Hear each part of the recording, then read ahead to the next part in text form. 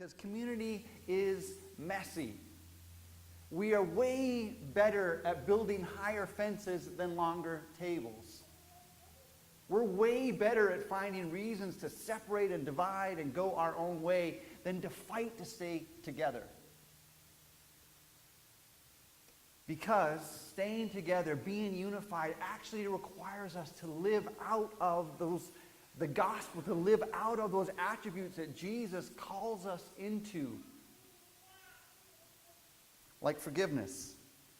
We said a couple weeks ago that unity can only be built where there is forgiveness, which is why Jesus says it's not an option for us. And last week we looked at Jesus' words of something we're supposed to not do. Something that kills unity. And Jesus says that's judging. Do not judge. Now, that's the verse that even non-Christians know. Right? If they know one verse that's in here, it's that one. Right? And they'll bring it up. They don't know where it is, but they know it's in there somewhere. They'll bring it up and they'll throw it back at you and say, hey, wait a second, doesn't it say somewhere in there not to judge? And the reason why they know that verse is because we as a species are actually really good at judging. We're really good at sizing people up and writing them off and dismissing them. We don't need all the facts to render a verdict on somebody. We just need one really good, juicy one. And so Jesus, in those words, do not judge, is speaking to people like us who find it really easy to see the faults in others rather than our own, who are more fixated on fixing others than ourselves. And that's why the experience of Christian judgmentalism isn't an isolated incident. That's why everyone who's come within earshot of the church or its people have experienced it. And so Jesus says, don't do it. Don't judge. Because when you judge, you will also be judged. It will come back on us. And Jesus also said, which we talked about last week, the measure with which we judge will be measured to us. The same way that you dish it out will come back to you. You will be paid back in your own coin. So our judging of people is actually just an act where we focus the microscope in on ourselves. So Jesus says, don't do it. For your own good, don't do it. And so at the end of last week, you might have thought, okay, I got it. Jesus is saying, mind my own business. Just look at my own life. Don't look at others. Don't evaluate others. Don't confront others. Except that isn't what Jesus said.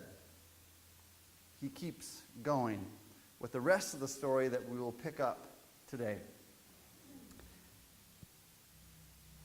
Matthew chapter 7, we'll begin in verse 1 so you remember the context of Jesus' words. Do not judge, or you too will be judged. For in the same way you judge others, you will be judged. And with the measure you use, it will be measured to you. Then Jesus keeps going. Why do you look at the speck in your brother's eye? And we go, aha, right, I knew it. There is a speck. Right? We were right all along. I knew there was something off with him. I knew there was something about her that didn't sit right with me. I knew there was something going on. They have issues. I was right. See, I told you the speck is exhibit A that we were on to something. The reality of the speck makes it easy for us to justify the very thing Jesus said not to do, which is to judge. But Jesus doesn't stop at the speck. He says this, why do you look at the speck of sawdust and your brother's eye and pay no attention to the plank in your own eye? Why do you do that? And the answer, of course, is, well, because it's way easier to. It's way easier to look at the speck in your eye than to look at the plank in mine, because when I look at the plank in mine, there's some uncomfortable questions that I have to ask, and there's some uncomfortable things I'm probably going to have to do.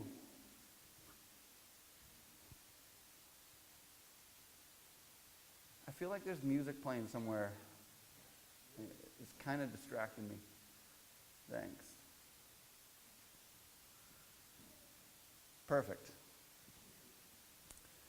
It's easier to look at the speck in somebody else's eye than the plank in our own. It's hard to hide a plank that's poking out of your head. Now, we go to great lengths to try to hide it. We'll put a doily over it. We'll maybe hang some pictures on it, right?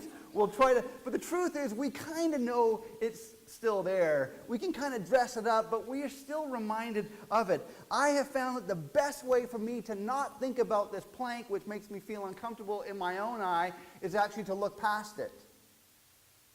If I can fixate on your eye and your speck and your issues and your faults, then that actually helps me forget about my own. And the truth is, I want to forget about it. I don't like being reminded and thinking about this thing that's poking out of my head, and you don't either. Because listen, I believe that most people, most of us live with deep insecurities, with a sense of inadequacy, a sense of not measuring up. Planks will do that to you. And so we do all we can to distract ourselves from that thing in our lives that generate those feelings, because those feelings aren't good. And the plank generates those feelings. So if I can distract myself away from my plank, if I can kind of gloss over that, maybe it might help me feel better about myself. And the way I do that is by focusing on you and your speck, because that's way easier. Why do you look at the speck of sawdust? First off, it's because it's easier. Second answer is because we actually might not realize we have a plank. You're like, plank? No, I just got my daddy's nose. That's all that is, right? It's been part of us for so long. We think it's like a family trait that's been passed down to us. We've become so accustomed to our plank, we just think it's actually part of us. There's broken parts of your story that has been there so long that you think this is just the way it is. This is just the way I am. And because of that, you no longer realize that it's something not normal, something not right, something foreign, something that shouldn't be there. So we can see the speck in other people's eyes. We're like, it's obvious. It's obvious to me. It's obvious to everyone here. But we're actually not always convinced that there's actually something wrong with us. And friends, when that happens, it's what the Bible describes as self-righteousness.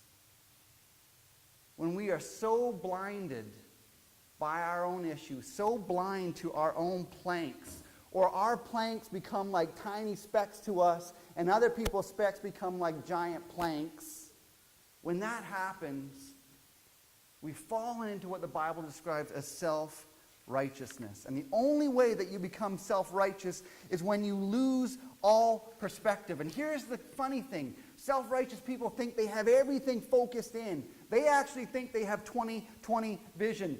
We think when we're self-righteous we can see clearly. We know exactly what's wrong with that guy or that gal. We can see the bad choices that they're making. We can see the harmful habits they keep falling back towards. We can see the hairline cracks in their character. We think we can see clearly.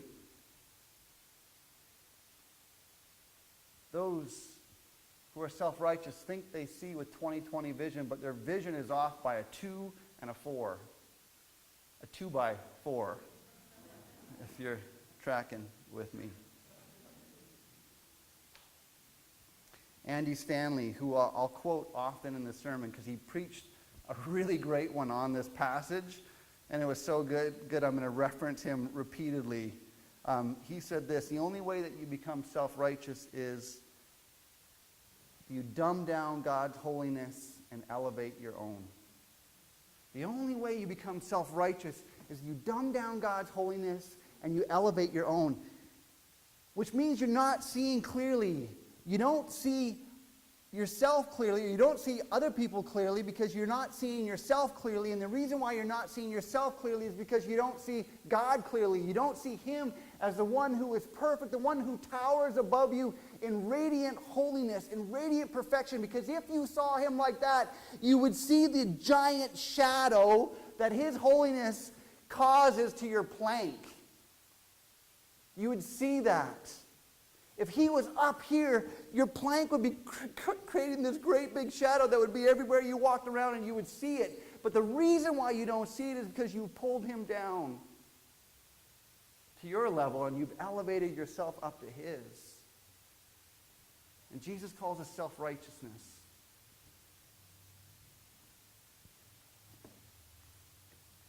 Self-righteous people are rarely self-aware. They have very low self-awareness, right? They come into the room and a limbo contest breaks out and they think it's because they're the life of the party. When the reality is everybody's limboing because they're trying to dodge the plank that's going around your head. You're not the life of the party. You're a hazard at the party, right? Self-righteous people are very rarely self-aware.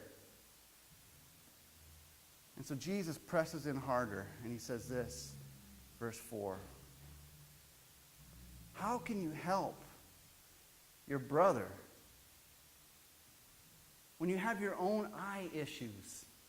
When you've got massively bigger eye issues than he does, he'll say this. How can you say to your brother, let me take the speck out of your eye, when all the time there's a plank in your own? And the answer is you can't. You can't help him, which is why we're told not to judge. But Jesus continues again. Verse 5. And Jesus says, you hypocrites. Isn't that a horrible word? I just hate that word. Nobody likes being called a hypocrite. My kids were yelling, well, all the time, but there's one time my kids were yelling and I couldn't handle the noise, and so I started yelling at them, stop yelling! Right? And one of my kids pointed out, one of my daughter highlighted that I was being a hypocrite. And then she said, and Dad, you know, hypocrites aren't hip with it. And so if you want to be a sheep, you need to stop yelling. Okay, nobody knows the song. My kids know the song, obviously. And so my daughter pointed out, not only was she pointing out that I was being a hypocrite, she was right, which made me angry and even yell more. And there's something about that word, especially when it's true and it's applied to us. It's like a hot brand that just sears itself into our flesh. Nobody likes to hear that word, especially applied to us, and especially when it comes from the mouth of Jesus.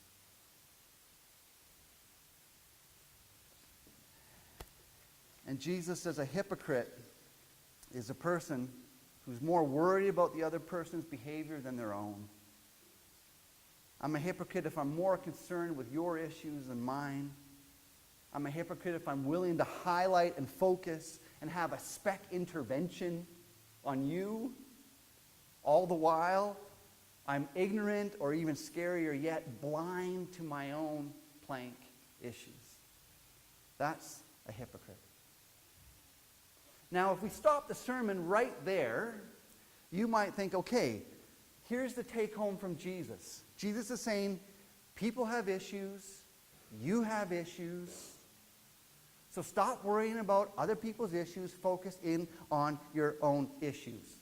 That's the take home. You look after your stuff, your issues, I'll look after me and mine.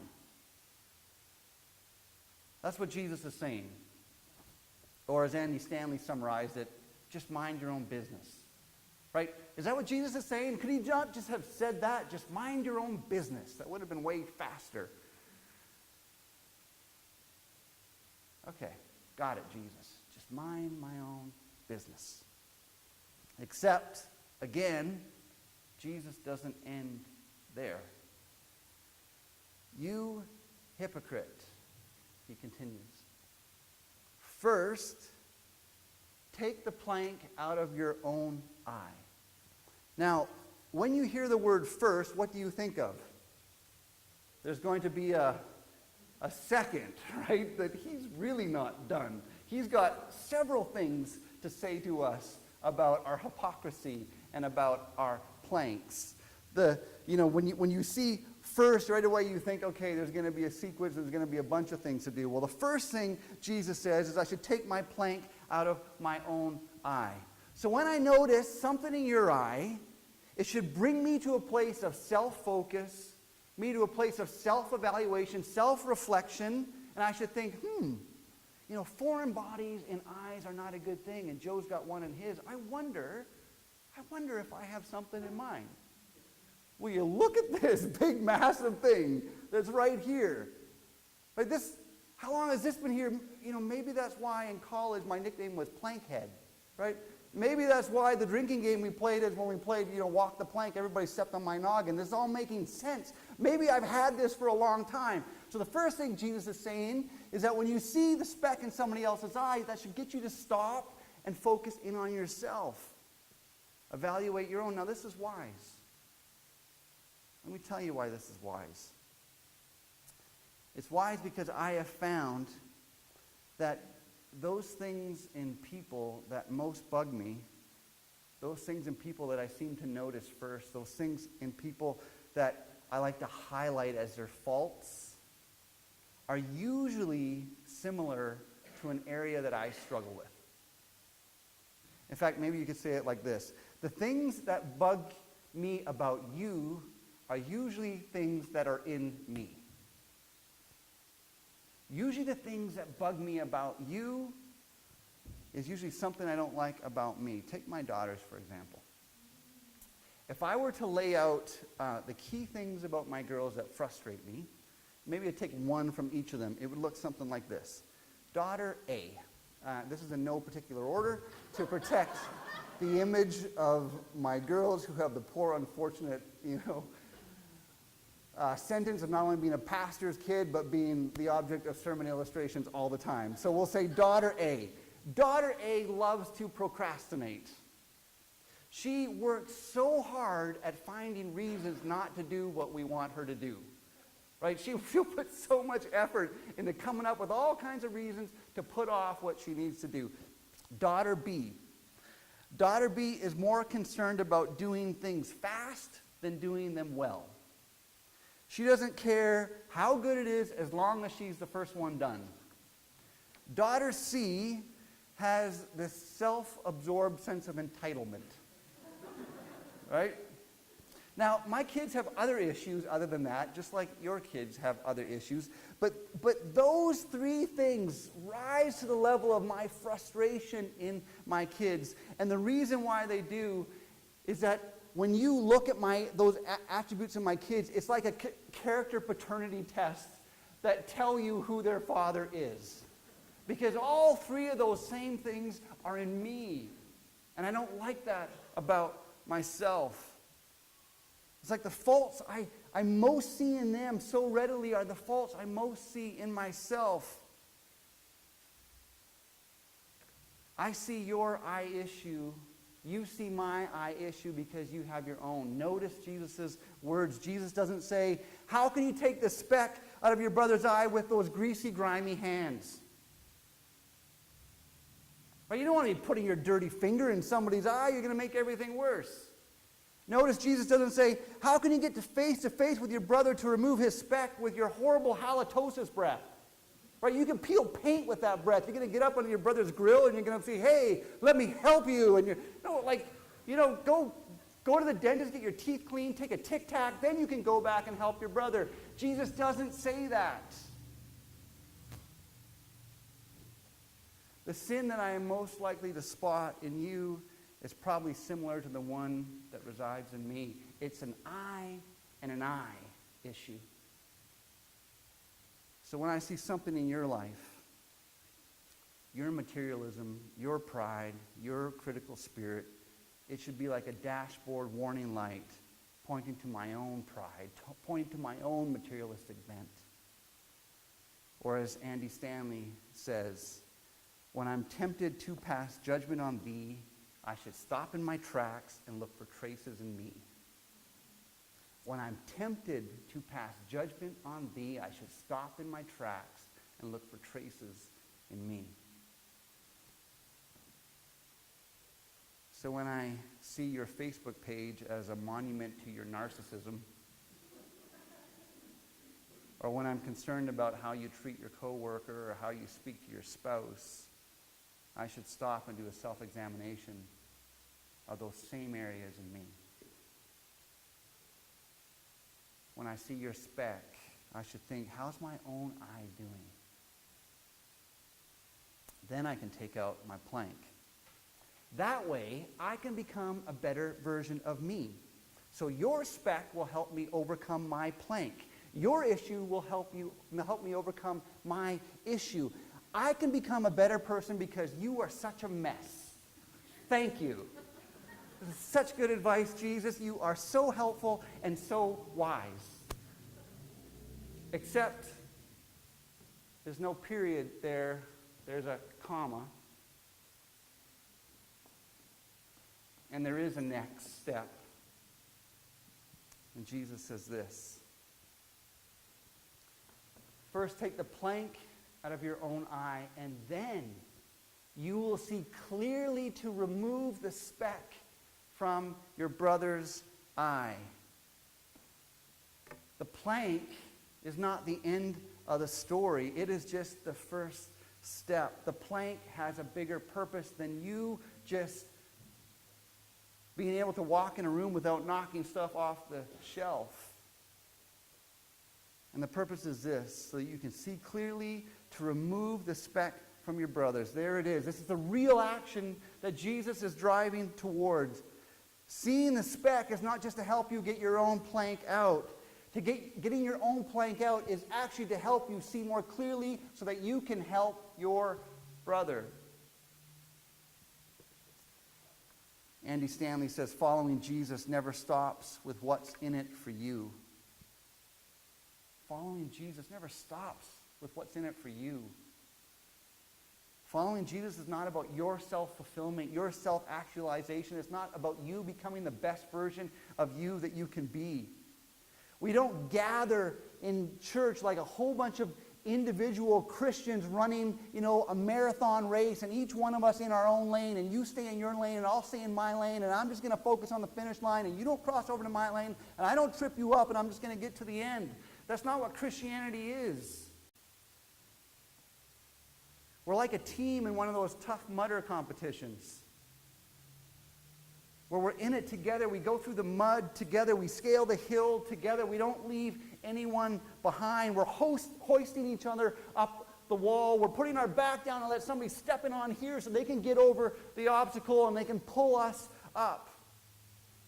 Following Jesus is about me using everything that God has done in me for your good and you doing the same for me. That's the gravitational center of all of Jesus' teaching. He keeps calling us back. Love your neighbor. Love one another as I have loved you. And so when I see the speck in your life, I shouldn't judge you or size you up or write you off or dismiss you. I shouldn't go up and gossip to others about your speck. We don't gossip. Ask for prayer requests for my brother who I'm concerned about with his vision issue. Right? Prayer, listen to me. Prayer is sometimes the sheep's skin that we'll put over the wolf of gossip. You hear me? Prayer is the sheepskin that we'll put over the wolf of gossip. That's not the way of love. It's not the way of Jesus. When I see your speck, I'm supposed to use it as a warning light to examine my own vision, see how I'm doing, check out my own character in that same area, and deal with it before the Lord. I get healing not just for me, though, but for you. You get healing not just for you, but for me. It doesn't end with you. Jesus doesn't end with the plank being gone, which means that you're not just a prop in my story, and I'm not just here, serving as a mere warning beacon for you so that you can, look at my life and then make changes in your own, and then when you see me say, oh, man, there by the grace of God go I. No. That's not Christianity. Because if that's all there was, then the story ends with you seeing clearly because your plank is gone, but mine are still hurting from the speck. The goal is for both of us to see clearly. Jesus wants to get the plank out of your eye so that you can be helpful. So CR, if you're in CR, it's not just you dealing with your hurts and habits and hang-ups for you. It's so that you can help others with their hurts, habits, and hang-ups. You don't go to an accountability group just so you can get that thing that's been embedded out of your life for so long, just so you can be a better version of yourself, so that you can sprint across the finish line encumbered by the plank that keeps tripping you up. No. We get help and healing so that we can remove the speck from somebody else's eye. And friends, that is not judgment. That's love. I've learned a couple of things about my eyes. First thing I've learned about my eyes is that they are among the most sensitive parts of my body. So much so that you get something tiny in there at just the right place, and I can't do anything. My whole world comes to a stop, and I am like totally paralyzed because of this little tiny thing in my eye. I've pulled some big nasty stuff out of my ears that I didn't even know was there, let alone, feel or bother me. I know that's kind of gross. But you get the tiniest little thing in my eye, and my world comes to an end. Our eyes are so sensitive. I was at Mugshots once, and I was at this meeting, and I was tired, and I rubbed my eye, and in rubbing my eye, my contact lens moved. I don't know if you have contact lenses, if that ever happened. And then as I was trying to kind of get it back into place because it hurt, it just seemed to get worse. And so my contact lens started to circumnavigate my eyeball, and it started to move, directly north to the dark side of the moon.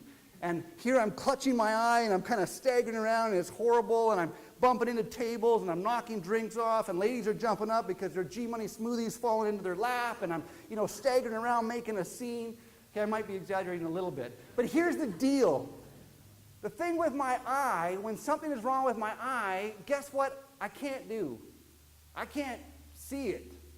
I mean, even with my good eye, I still can't see what's wrong. What I need is another pair of eyes. So this part is true. Chantel comes out of the kitchen. She grabs my face. She tells me to hold still. She tracks down the runaway contact, and really gently, she pulls it out. And when she did that, do you think I felt judged? Do you think I said, you should just get back in that kitchen and mind your own business and make those delicious redneck, breakfasts? Do you think that's what I did? No. I was thankful because I had this foreign body that needed to come out, and she removed it in a way that was loving and gentle and helpful. Jesus says when you see the speck, you don't judge. Instead, you look at your own life, deal with your own stuff so that you are now free to help your brother or sister. And the reason why we're tempted to end Jesus' message, his lesson there, the reason why we don't follow through to the final part of Jesus' words is because either we know what it's like to have been judged by a plank-eyed fool and we hated it and nobody wants to be that way, or else we actually think the speck in people's eyes aren't that big a deal. It's just a speck. It's just a small sliver in their cornea. Just a small chunk of metal embedded in their iris. No big deal. Meanwhile, the church is full of people clutching their eyes, staggering around, knocking over plants and end tables, looking for an eye wash station. And we're like, good luck with that. I'll pray for you. Lord, help you. No, Jesus says, we help each other with this. If love forbids me from sizing you up and writing you off, it also forbids me from sizing you up and walking away. If I can see the speck in your eye and I've removed the plank from my own, then love calls me to help you. And there is a way that you can remove specks from people's eyes without them feeling, judged or condemned. There is a way that you can do it that actually makes people feel grateful and loved. And I was thinking about this. I'm going to wrap up with this. How do you do this? Well, maybe the most simple reminder is from Jesus' words, which are going to come just a few verses later in Matthew chapter 7, verse 12. Jesus says this, It'll come up right here. Maybe. Do unto others as you would have them do unto you. So I got thinking, how would I want a speck removed from my eye? How would I want to be confronted with an issue in my own life? So I had some thoughts about that, and I came up with a list. This is Speck Removal 101. Here you go. First thing, you want to remove a speck? First thing is, I want the person to be seen clearly. Meaning, I want them to have examined themselves first. Meaning, I don't want them coming to me with a whole bunch of assumptions, a whole bunch of accusations. I'd rather somebody come to me with a bunch of questions saying, how's your vision? Can you see over here? Is your eye hurt at all? I notice the one's a little bit bloodshot. Are you feeling okay? I would rather them come with a posture of asking than having made up all these assumptions and drawn their own conclusion. Just like a good doctor takes a history, I want the person to take a history of me and make sure they're seeing things correctly.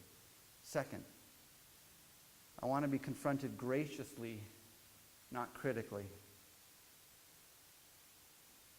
When someone talks about the issue that they might see, the speck, I want it to be done in such a way that I have an overwhelming sense of their love for me, an overwhelming sense of their care for me, rather than an overwhelming sense of their own self-righteousness or that they are more concerned about a standard, more concerned about a code of conduct than they are about me. I want them to come to me graciously, not critically. Third, I want them to confront me privately, not publicly. Meaning they see something, I want them to talk to me about it, not talk to other people about me. Fourth, I want them to respond gently, not harshly. The eye is the most sensitive of organs. I think that's why Jesus chose it. It requires the gentlest of touches, right? Fast movement and it blinks. A little puff of wind and it just instinctively blinks and withdraws and closes up. It requires gentleness, people. Fifth, I want the person who comes to me to be full of humility, not pride, which means I don't want them talking down to me from up above. I want them on eye level with me. Only the person who has a clear memory of their own plank comes at the eye level, comes with that level of humility.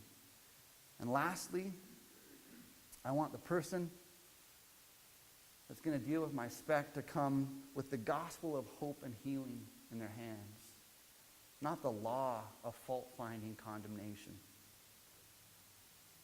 I want them to bring the gospel to bear.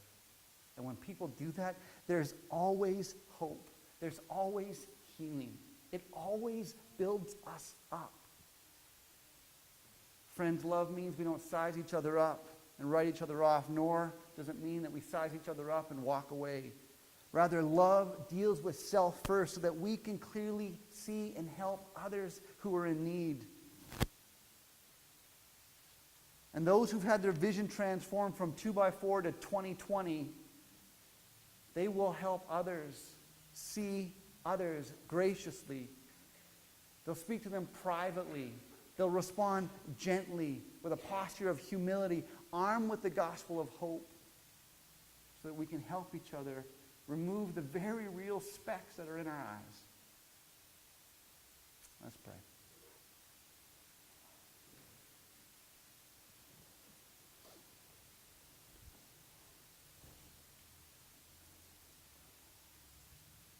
Lord, I pray for us. Simply that you would help us confront specks rightly. Lord, help us confront each other as we would want to be confronted. Charitably, not critically. Privately, not publicly. Gently, not harshly. In humility, God, not pride. Help me to believe the best about others until facts prove otherwise. Help me not to assume anything, but to seek to get the full picture from people. Help me to not judge or confront anyone until I've removed the log from my own eye. And God, may I never bring the law to find fault and condemnation, but help me always to bring the gospel to give hope and deliverance, as you, our judge and friend, have so graciously done with us. In Jesus' name, amen.